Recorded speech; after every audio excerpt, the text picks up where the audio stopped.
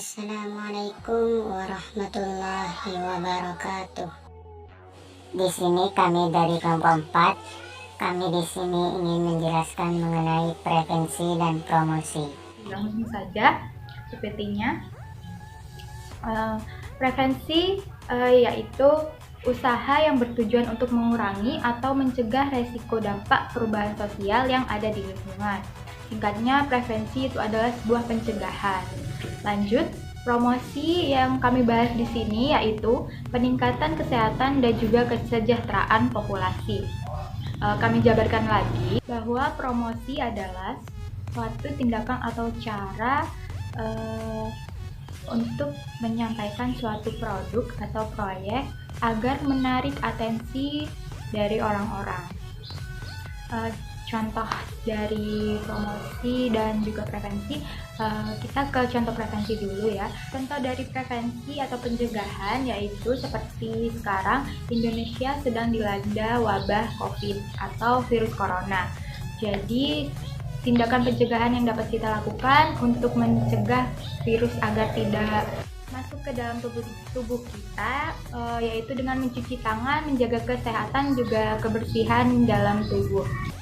Promosi yaitu kemarin kan kita mendapat tugas dari Ibu Mary untuk membuat suatu poster.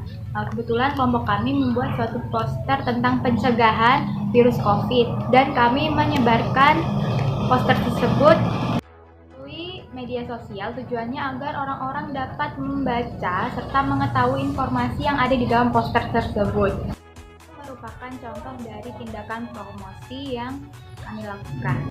Tujuan dari psikologi komunitas sendiri adalah upaya mengatasi masalah masyarakat secara meluas atau komunal dan menekankan pada upaya pencegahan, prevensi dan promosi dalam pengembangan kompetensi sosial dan meningkatkan kesadaran masyarakat akan kekuatan positif yang ada dalam diri mereka sendiri. Saya akan melanjutkan tahun 1996 mengidentifikasi 4 karakteristik dari promosi kesehatan mental atau kesejahteraan ini. Nah, yang pertama ada proaktif, berusaha untuk mempromosikan kesehatan mental atau kesejahteraan tersebut. Nah, maksudnya di sini prevensi dan promosi kesehatan mental ini harus ikut aktif untuk mempromosikan kesejahteraan tersebut. Jadi kita harus dituntut aktif untuk mempromosi dan melakukan pencegahan pada suatu komunitas. Kedua, ia berfokus pada populasi bukan individu. Jadi prevensi dan promosi ini kita fokusnya kepada suatu populasi bukan hanya satu individu. Jadi satu populasi atau satu komunitas tersebut. Yang ketiga ada multidimensi.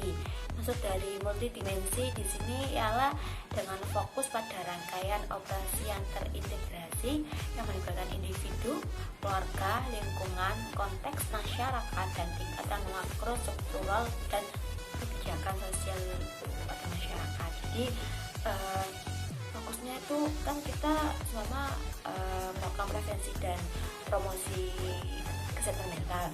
Nah, jadi kita juga melibatkan bagaimana keterlibatan suatu populasi tersebut pada keluarga, lingkungan, konteks masyarakat seperti itu. Yang keempat ada sedang berlangsung dan pencegahan ini berbatas waktu. Jadi kita melakukan prevensi dan promosi ini sedang berlangsung, ada isu-isu atau sedang terjadi seperti saat ini ada wabah COVID-19. Jadi itu kita sedang berlangsung wabah tersebut dan pencegahannya berbatas waktu. Jadi selama wabah COVID-19 ini sudah selesai, pencegahan ini juga sudah selesai gitu loh. Jadi berbatas waktu, kalau selama masalahnya sudah selesai, sudah dapat teratasi, ini prevensi dan promosinya juga. Ini dapat diklarifikasi dalam atau menjadi 3 hal, yakni prevensi primer, prevensi sekunder, dan prevensi tersier. Untuk prevensi primer sendiri ialah melakukan pencegahan terhadap individu yang rentan mengalami gangguan perilaku. Jadi harus dikondisikan sejak awal agar individu tersebut tidak berperilaku maladaptif. Kemudian yang prevensi sekunder ialah melakukan tindakan ini dilakukan terhadap individu yang telah jelas mengalami gangguan atau kerusakan. Dalam hal ini harus segera ditangani sejak dini. Kemudian yang terakhir adalah prevensi tersier, ialah sebuah pencegahan yang dilakukan agar kerusakan yang dialami oleh individu itu tidak tambah parah. Dan ketika pulih, diusahakan berfungsi kembali sebagaimana semestinya. Jadi prevensi lebih baik daripada interprevensi atau menyembuh atau mencegah itu lebih baik daripada mengobati. Saya akan menjelaskan mengenai bagaimana cara pengimplementasian dalam pencegahan dan promosi. Di sini kita bisa melihat slide-nya, ya. Kita bisa lihat slide-nya. Dalam pengimplementasiannya di sini kita ada 2 fokus. Yang pertama berfokus pada pencegahan atau pengurangan risiko untuk masalah kesehatan mental individu. Setiap kehidupan dalam individu itu pasti memiliki sebuah permasalahan atau ujian. Individu akan bisa menyelesaikan individunya satu persatu, akan tetapi juga tidak bisa menyelesaikan permasalahan tersebut. Jika permasalahan tersebut tidak bisa diselesaikan, permasalahan tersebut akan tertumpuk. Ketika permasalahan itu tertumpuk, kehidupan individu akan semakin rumit dan bisa akan menyebabkan sebuah stres. Cara yang ampuh untuk menyelesaikan permasalahan tersebut, yakni bagaimana caranya melakukan yang namanya problem solving, problem solving. Itu cara yang ampuh. Atau mendapatkan kasih sayang yang tulus dari keluarga dan perbanyak hubungan sosial dan menguasai beberapa keterampilan supaya permasalahan-permasalahan tersebut cepat terselesaikan dalam satu persatu seperti itu. Yang kedua, kita berfokus pada masyarakat luas dan dalam promosi kesehatan. Dalam hal ini menjelaskan mengenai fokus ini bukan hanya menjelaskan individunya, melainkan lebih luas. Di sini lebih ke lingkungan individunya, karena karakter individu itu faktornya juga karena adanya lingkungan individu tersebut. Jika lingkungannya bersifat negatif, maka karakter tersebut besar kemungkinan akan menjadi sebuah yang negatif. Begitupun sebaliknya, jika karakter yang di lingkungannya faktor lingkungan yang di sekitarnya positif, maka karakternya pun besar kemungkinan akan positif. Jadi bisa disimpulkan dalam teori tersebut, untuk mencegah dan mempromosikan dalam kehidupan masyarakat secara luas, ini dengan memiliki jejaringan atau memiliki relasi, memiliki sebuah relasi, serta mendapatkan dengan mengadaptasi dengan permasalahannya, juga menangani permasalahan tersebut. Mungkin itu cara pengimplementasinya. Bisa kita lanjut ke slide selanjutnya. Di sini saya akan menjelaskan sebuah pendekatan universal untuk promosi kesehatan dan kesejahteraan. Saya akan bacakan slide-nya. Selama beberapa tahun terakhir, ada peningkatan fokus pada promosi kesehatan dan kesejahteraan. Pendekatan promosi kesehatan sering diberikan secara universal untuk semua individu di area geografis tertentu, misalnya lingkungan, kota ataupun provinsi, atau pemukiman khusus, misal sekolah, tempat kerja, dan komplek perumahan umum. Nah, sebelum adanya pendekatan universal ini, ada yang namanya pendekatan selektif atau ruang lingkupnya lebih sempit. Misal di desa X ada seseorang yang terkena DBD atau demam berdarah. Nah, di desa X itulah nanti akan ditangani untuk mencegah supaya tidak adanya DBD di desa X tersebut. Nah, sekarang beda. Sekarang adalah dimana nanti fokusnya ini adalah bersifat universal. Maksudnya semua itu bisa merasakan, masyarakat itu bisa merasakan semua dari misalnya ada kayak penelitian atau pencegahan dari sebuah penyakit. Dan misal saja di desa X gitu ya, tadi ya ada anak yang terkena demam berdarah. Nah, di pendekatan universal ini nanti di desa X ini yang difokuskan dulu untuk cara mencegahnya gimana. Nah, setelah itu akan disebarluaskan kepada halayak umum. Oh, begini loh cara menangani DBD. Nah, nanti akan supaya masyarakat itu paham bagaimana sih cara mencegahnya untuk penyakit DBD ini. Untuk slide selanjutnya ada penyebaran, pencegahan, dan promosi. Ini slide terakhir ya. Ada 5 poin di sini. Yang pertama adalah mengidentifikasi ruang lingkup masalah. Habis itu mengidentifikasi resiko dan faktor-faktor terkait dengan masalah. Habis itu C, merancang, mengimplementasikan, dan mengevaluasi program pencegahan percontohan berdasarkan A dan B untuk membangun kemajuan sebuah program. Terusan D, lakukan uji coba lapangan skala besar untuk menentukan efektivitas program dalam konteks dunia nyata. Dan E, menyebarluaskan program dalam skala luas. Baik, lebih gampangnya dengan sebuah contoh. Misal di sebuah kota ini sering terjadi kenakalan remaja. Misal kenakalan remaja yaitu berupa tawuran atau mengonsumsi obat-obat terlarang, terus remaja sering mencuri. Di sini nanti kita merujuk ke poin A. Poin A yaitu mengidentifikasi ruang lingkup masalah.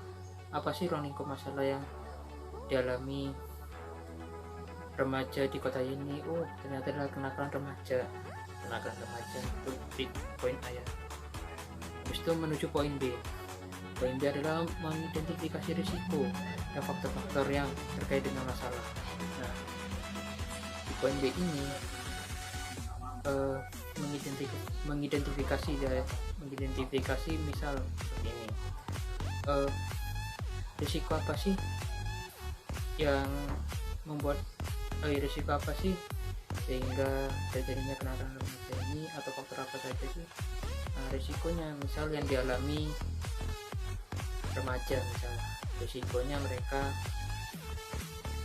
mempunyai perilaku yang buruk, terus perilakunya sesuai kemauan dia, egois. Habis itu mungkin bisa aja remaja ini sering tidak mendengarkan orang tua atau melawan orang tua. Nah, habis itu dilihat dari faktor apa saja sih penyebabnya. Oh, ternyata faktornya yakni di dalam keluarga kenakalan remaja ini, di dalam kota ya terdapat keluarga yang pendapatannya itu rendah atau kecil. Habis itu rumah yang tidak begitu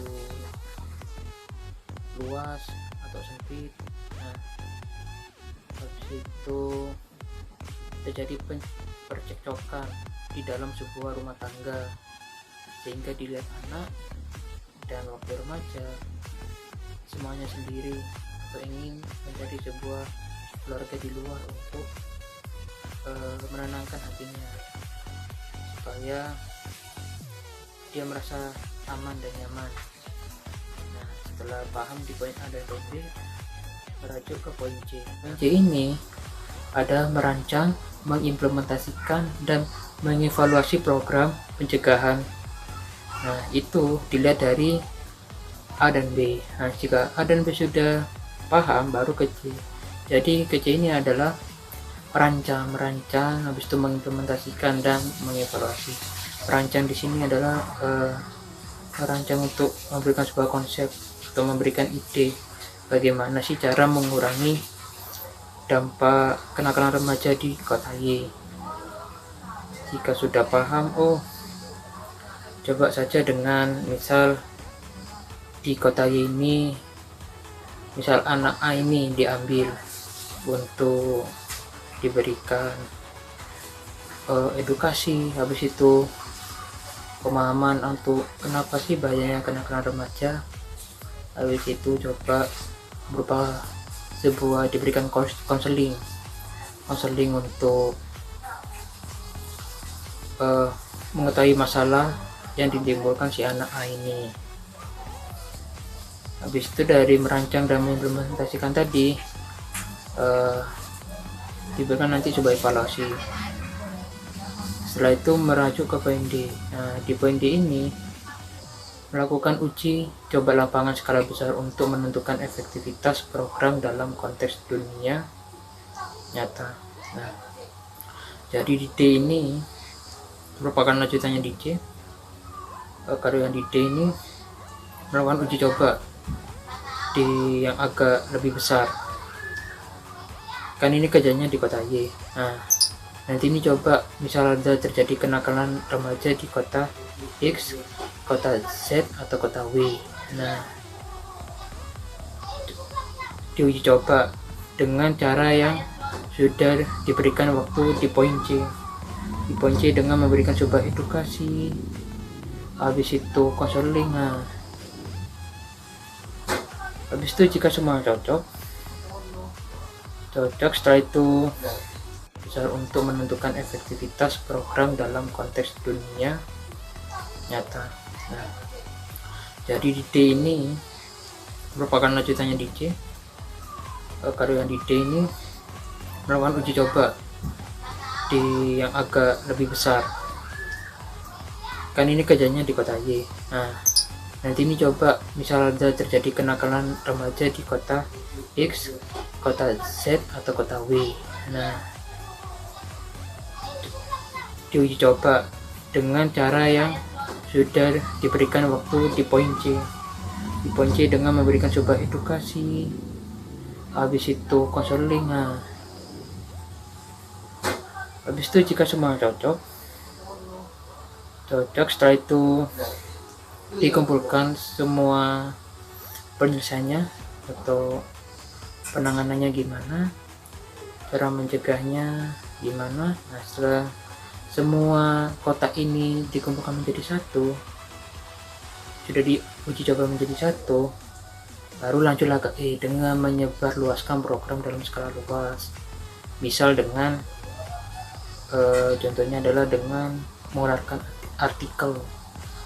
Artikel ini kan didapat dari sebuah observasi, misal sebuah penelitian psikologi komunitas ya, penelitian psikologi komunitas di dalam berbagai kota atau berbagai desa, yang dimana tempatnya sudah berbeda-beda, sehingga mendapatkan pemecahan bagaimana cara mengurangi dampak kenakalan remaja ini.